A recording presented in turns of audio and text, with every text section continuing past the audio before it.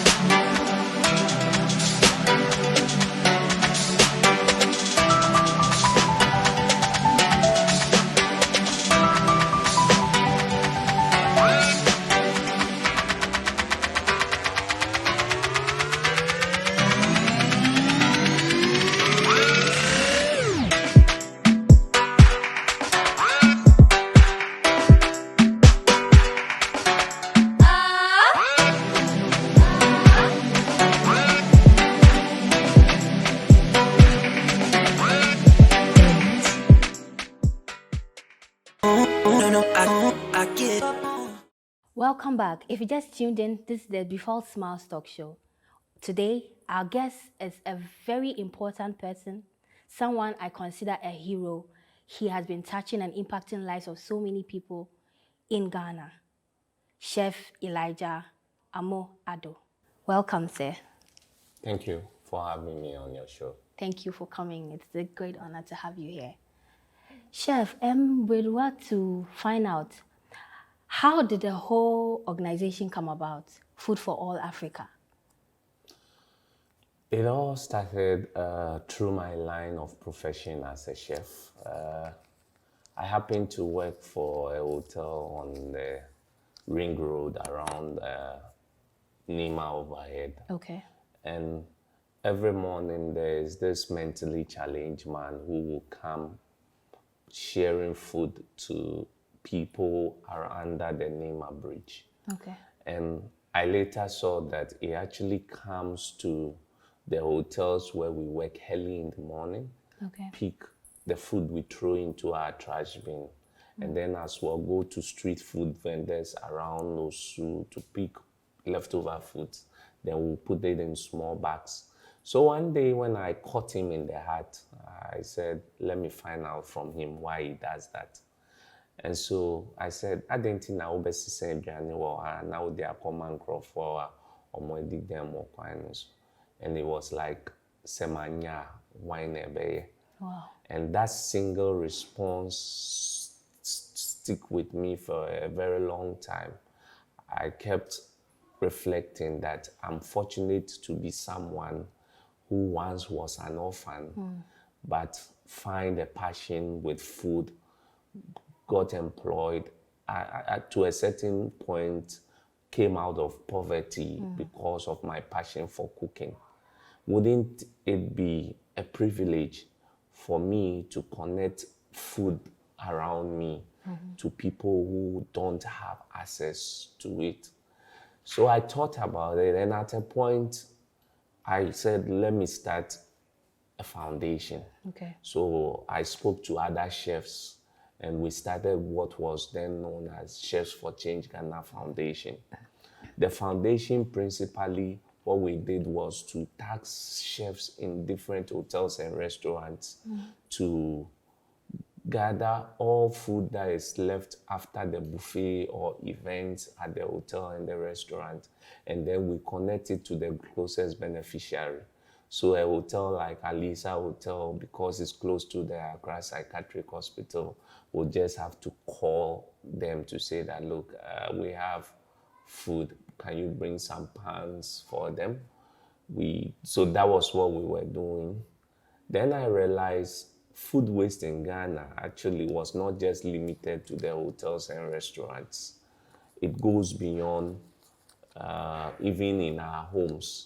So in 2015, we decided to start what has been known as Food for All Africa, with the ultimate vision of connecting excess food within Ghana's food supply chain to those who don't have purchasing power. Okay. All right. Wow. Picking food from garbage to go and feed. I think the man understood the concept of reaching out to the brothers, or he understood the concept of brotherly love, as the Bible talks about. I think I've had an experience like that way back some years when I was in university. I was passing by and I saw a man digging out of the waste bin, and it was so touchy. I couldn't just hold myself back. Wow. Okay. Talking about you spoke about coming from poverty. Let's go back to how you grew up. How was it like growing up? Because most people that starts a charity organization, basically some way somehow they had gone through certain financial difficulties that they don't want people to go through in their future. So how was growing up like? Yeah. So I basically come from a family of 4 children. Okay. I'm the second born and the only boy. My mom is Ghana. My dad is from Ikuapem Mampong, but we were born and bred in the heart of Accra, which is Jamestown. Okay. So Bukom area. I stayed most part of my life in a family house, where as the only boy, most often than not, we weren't so poor. At the same time, we weren't so rich, but we believed in family staying together, living together. Yeah. So I came from an extended family. And in the home, because I'm the only boy, I'm always fortunate to taste whatever my mom cooks.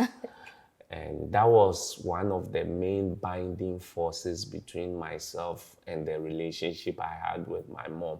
Okay. So anytime she cooks, I'll taste, and once I taste and give thumbs up, then it means any other person in the house can eat the food. Wow. But at the early age of 10 years, I went to school only to be called from school to come back home and be told that going to school, I knew my mom wasn't feeling so good. But I was called later to be told, oh, she's not feeling so well. And we took her to hospital. It was quite an experience for a 10-year-old only son to see the mom dying and be so helpless. There's nothing I could do about it. Then after admission into the hospital, the following morning, she passed on. Wow. It was quite a difficult experience for me, because I least expected that my mom would just pass on. And it was very emotional for me. I couldn't stand the thought of living life, waking up without my mom. And so tendencies for suicide at a young age came in and all that. Then my auntie, my mom's only surviving sister, happens to be with the family in Nigeria. Okay. So she decided after the funeral that knowing how close I was to my mom, she feels she can fill that vacuum. So I should stay with her in Nigeria. So I immediately went with her to stay in Lagos. And it was quite difficult to accept her occupying my mom's place. Yes. I remember one incident, the first time she took me to a new school in Nigeria, she introduced me to the headmaster and said, "This is my son." And I just burst out and said, "No, this is my auntie." Wow. Eh, She might have felt really, really bad. yeah, she had always told me that incident, she didn't really like how I responded. But growing up, I've also made her understand that there's no place anyone can feel in that position that my mom had in my life. Yes. And so not long later, my dad too passed on. Wow. And so my childhood ambition of becoming a medical doctor after school became a difficult one because then family were suggesting to me be a teacher. Most family members were like, go to journalism school, be a teacher, you get allowed. But for me, that wasn't It didn't work for you. what I wanted to do with my life. So I came back, attended Aquinas. Okay. After Aquinas, I did general science in St. Thomas Aquinas. After my science course, I thought door would be open, but it wasn't. So I had to go back to Nigeria again, this time as a young adult, to really find out what I want to do with my life. Okay. But along the line, I got a job as a kitchen cleaner in a restaurant in Lagos. It's a very busy kitchen. And always I would wash. Because I was a kitchen cleaner, I was able to get food to take home to my auntie. So at quite a young age, I had a working experience. Trying to figure out what I want to do with my life. But there was one day I was in a hurry to go home, and the chef had prepared a sauce. I didn't know what it was. It was close to the sink where I wash Your dishes. my dishes before I go home. So I took it and threw it away. Wow. When I threw it away, the chef just came in and was asking, "Where is the pot I kept here with the sauce?" And started throwing spoons, plates that I've washed. He was throwing it at me. So when he started doing that, I just burst out crying. That, do you think I will be here washing dishes whilst my colleagues are in school if my parents were to be alive? And that statement that I made whilst crying touched the man. He also started crying. Then I didn't understand him. One moment, this guy was throwing pots and spoons at me, and just with a statement that came out of me, he's now crying. And this is a grown man. I'm like, wow.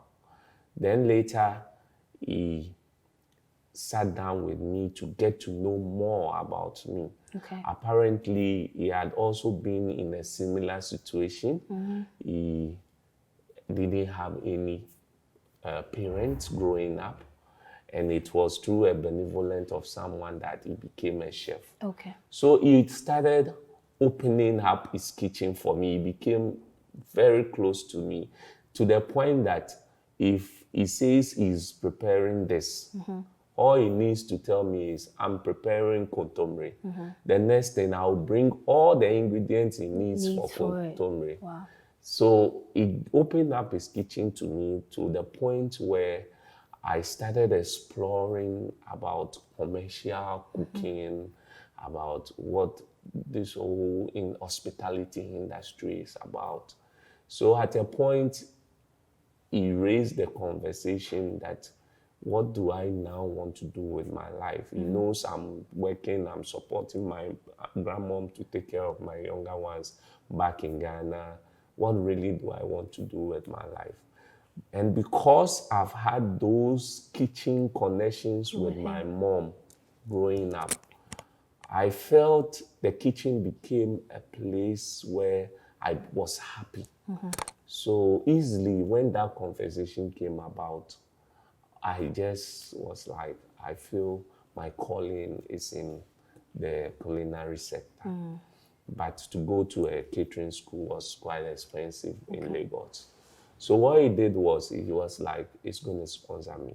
True to his words, he sponsored my culinary education, after which he always, and whilst I was schooling, because I was still working with him, I always had that competitive edge, because it was like from school, I get back into the very things that I was taught in the classroom. Yes. I got that edge. And so it made my passion for cooking to be quite amazing. I love food. I love what goes into people spending their energy, their resources, their time to put a food on the plate. Okay. All right. You've heard it all. We'll go for a short break and we'll be right back. I get up.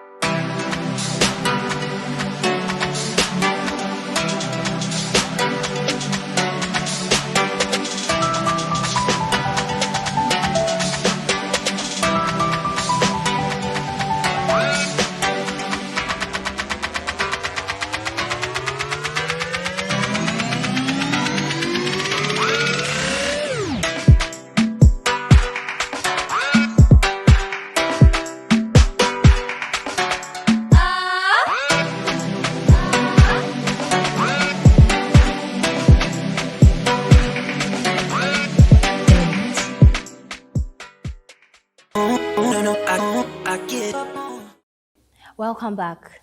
This show is brought to you by Voltic Mineral Water and Bread Boutique. If you love my makeup, it's done by MK Makeups and More.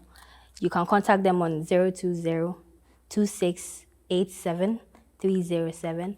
And if you love my wig, it's by NL Wigs. You can also contact them on 054-7274-536. And my lovely outfit is by Peltic Clothing. You can contact them on 026-5893-759.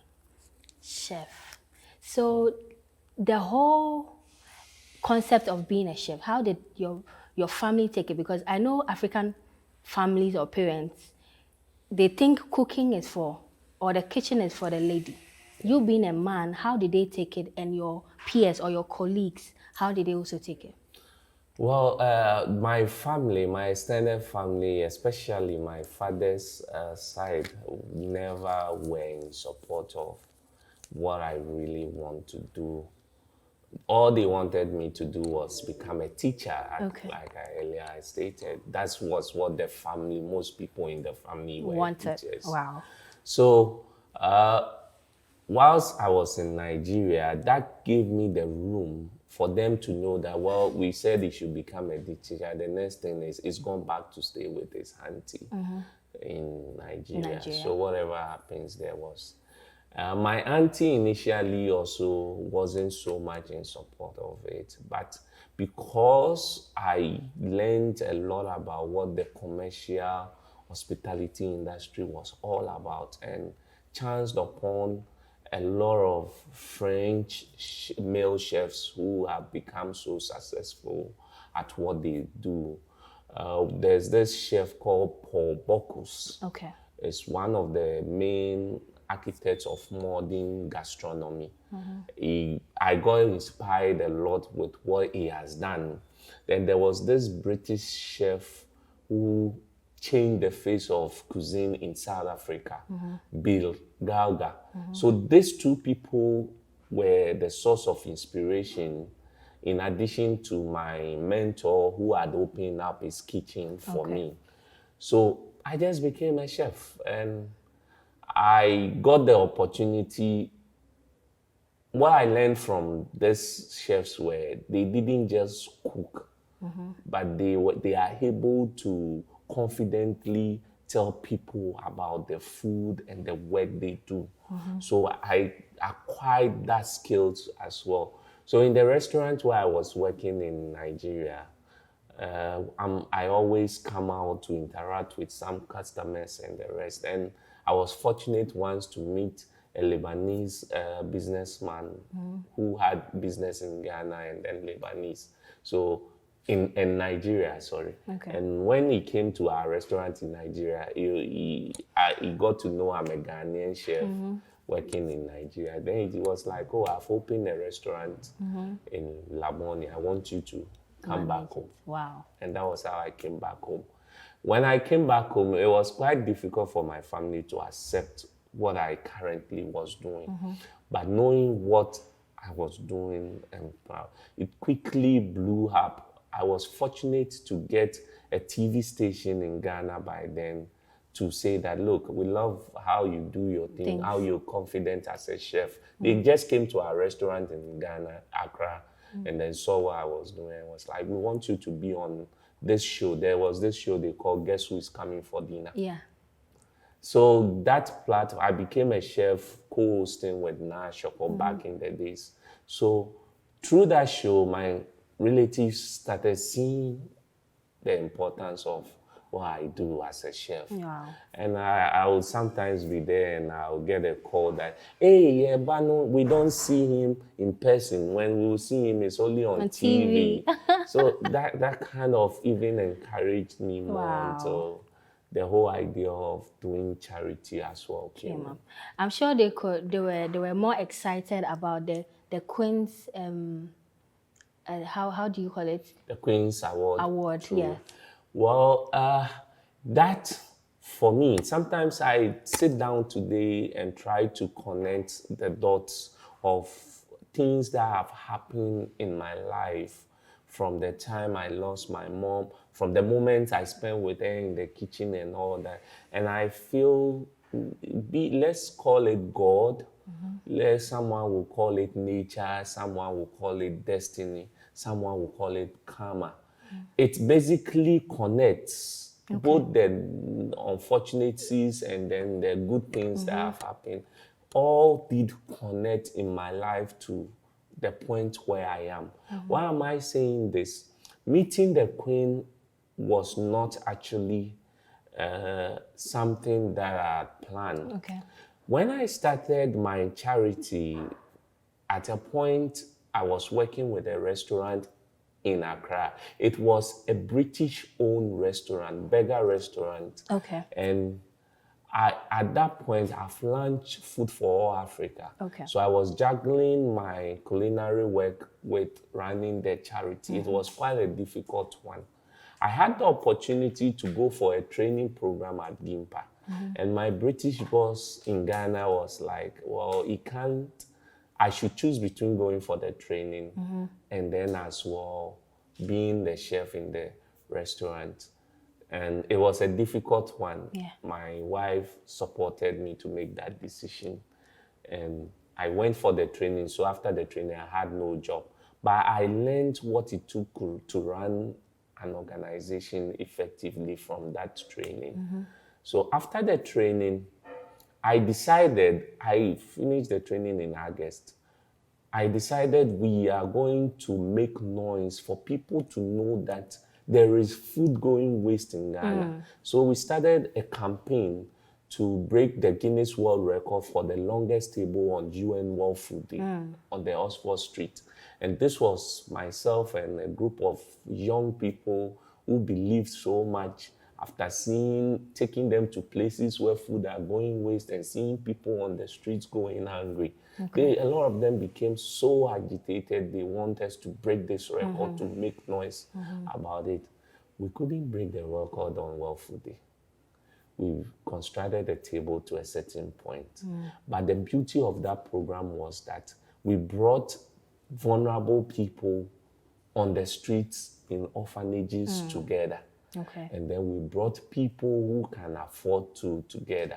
So on the table, you can buy a coupon for 2 packs of food, and you give one to a needy person. So on a table, you share You a share a table. table with them. Wow, that was a great And concept. it was quite amazing. Wow. There was this man who came from the Commonwealth Office to witness the program and started following what we were doing. So when the Queen was on the throne for his 60th anniversary, she decided she's going to award young people below the age of 25 doing things across the Commonwealth. And so the man recommended that I should be part of that program. I did, and only for me to be called later and told that, well, I have been selected to meet the Queen for an award in signifying the work that we do. I thought it was a surprise. I thought it's never going to happen. Wow. But the day came, I sat in a plane from Accra to UK. We got to UK and we were taken to Cambridge. And I said, well, once we are not going to the palace, it's Cambridge they ended us. But there we still learned, we met a lot of people, organizations there. Then they said, well, at that time we were told at the point that the Queen wasn't feeling so well. So Prince Harry is the next in line we're going to collect the award from. I got devastated, but all of us, the 60 of us, selected across the Commonwealth. But then again, the news later came on the day we are going to collect the award. I was like, should I wear my chef jacket? Or, no, I wore a batankari with Ghanaian. The second thought, I was like, no. Yes, it's good to show where I'm coming from. But at the same time, it is the work we do. I do as a chef, and meeting this mentally challenged man that has brought me to that far. So why don't I wear my chef jacket?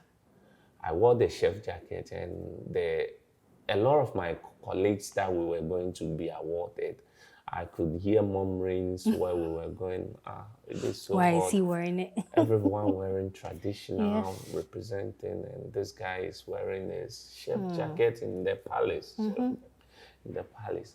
But amazingly, we got there and we were told, well, we are meeting the Queen. She's still presenting the award.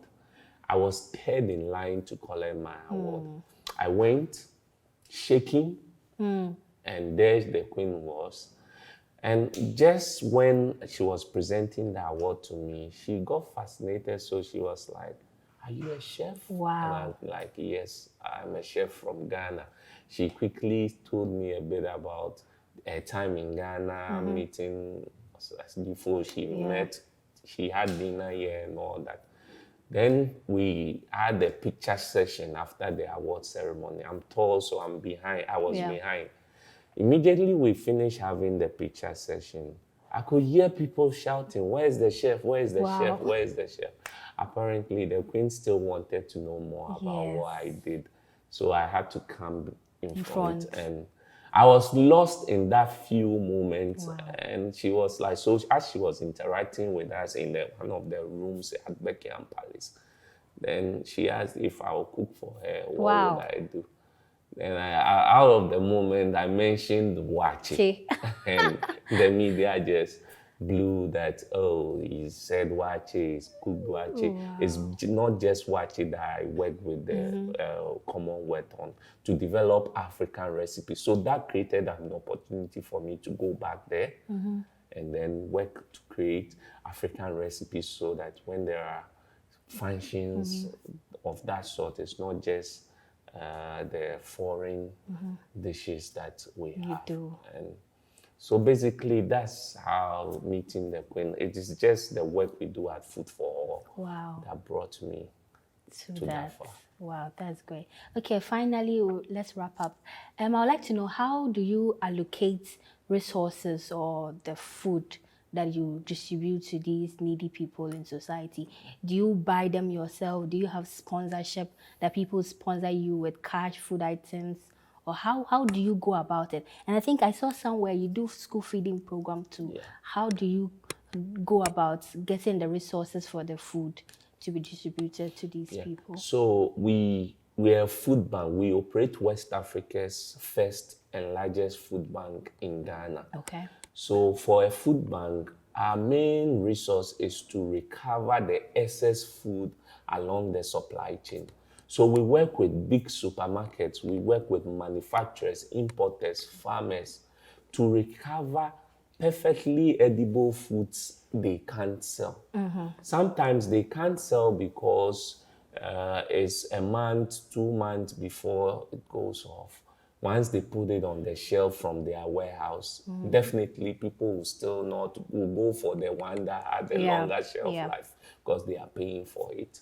And as well, sometimes the kind of shape and size of the food product, especially when it comes to the yam, the vegetables, the supermarkets want specific shape and sizes. Okay. So if the food is, even though perfectly edible, it doesn't meet that shape and size, it means they can't put it on the shelf. Okay. So those are the kind of foods that we recover. Factories that produce food products, biscuits and the rest, there has to be maybe 20 pieces of a biscuit in a pack.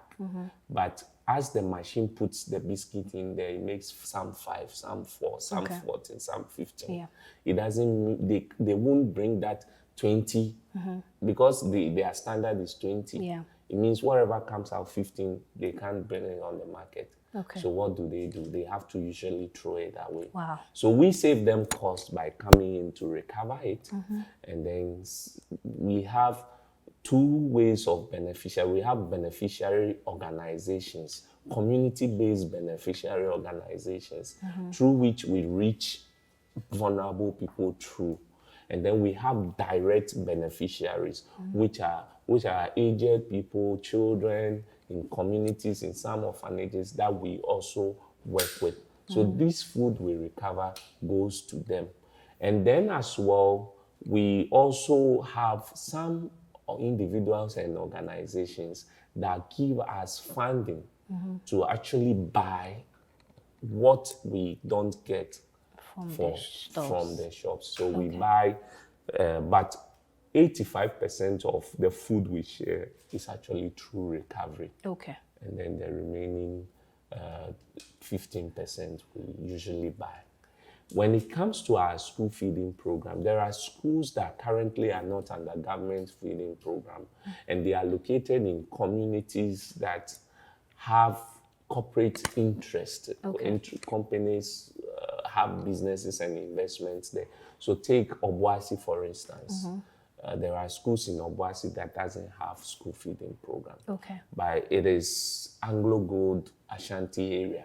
So what we do is we propose to corporate bodies to say that, look, if you can provide 3 CD or 5 CD per child for a term or for an academic year, we would employ some of the parents of the children, equip them with training skills, ensure they have a proper kitchen setting, and then give them ingredients, provide them with recipes, healthy recipes, and then provide the kids with food boxes. Okay. So every other day they get access to food the same way the school feeding program runs. Oh, okay. So it's a win for the mother of the... And once the caterer doing the food for these kids actually has a child in the school, you are definitely sure whatever food he serves is going to be worth giving to improve both nutrition and education of the children. Wow, that's great.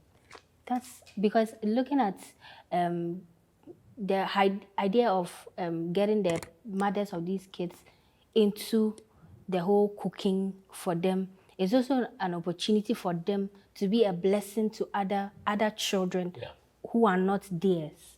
That's a great initiative. I think you've also come up with a song with Pragmatic. Yes. It's like a campaign to make people aware of charity and to sort of let them take up charity works. How did that go? Yeah, so it's been an amazing. Pragmatic has been so instrumental as a brand ambassador in the past for us. Okay. Currently, we're still looking for a new brand ambassador. He's so much filled up that. With other But activities. during his time as brand ambassador for Food for All Africa, he helped us to create a lot of campaigns, and the song which says, "How will help to save a life? How not waste food anymore? Others needed to survive. Is there food for all campaign?" Everybody say, hey, oh. But say we will. Everybody say we will. Is there food for all campaign? I actually love the song. I was learning it within the week. It was so touchy. That's a great concept to actually reach out to people to pick up charity events and get involved in the whole works of charity. Yeah. We'll go for a break, and when we come back, we shall bring you time with our sponsors. Don't go nowhere. I get up.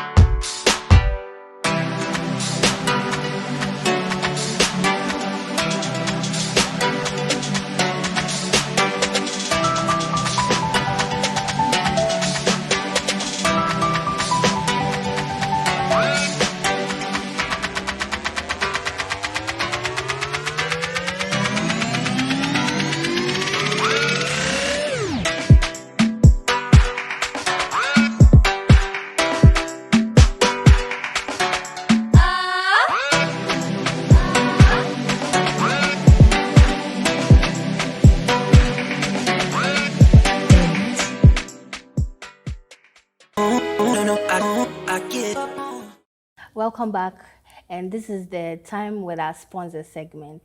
We'll ask a few questions about our sponsors and gives our guests an opportunity to answer and win a package from our sponsors. So, Chef, let's start with Bread Boutique. Please, what are the brand colors of Bread Boutique? Red, white, and gold. Yay! Okay, that's great. That's great. One more question for Voltic. What is the slogan for Voltic? When I say Voltic, what do you say? Naturally. Naturally. Yes, naturally. And Chef won the segment. We'll have products from our sponsors to appreciate Chef for being a hero in Ghana and the world at large, for taking up charity and impacting lives, for being a father to the fatherless, and being a hope to the hopeless. Chef, God bless you so much for coming on the show. We really appreciate you for your time, for your efforts, for the impact you've made in these lives. And I know you've sown a seed in their life, and definitely it will grow one day and become a mighty tree that many people will fall under it for shed. Amen. So we present this from Bread Boutique to you. Thank you very much. Thank you too. And this from Voltic Mineral Water. Thank you. Thank you so much for participating in time with our sponsors. That brings us to the end of today's episode. If you enjoyed it, let us know.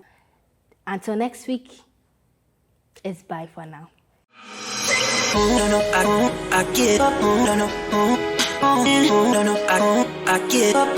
Can't deny it. I get up.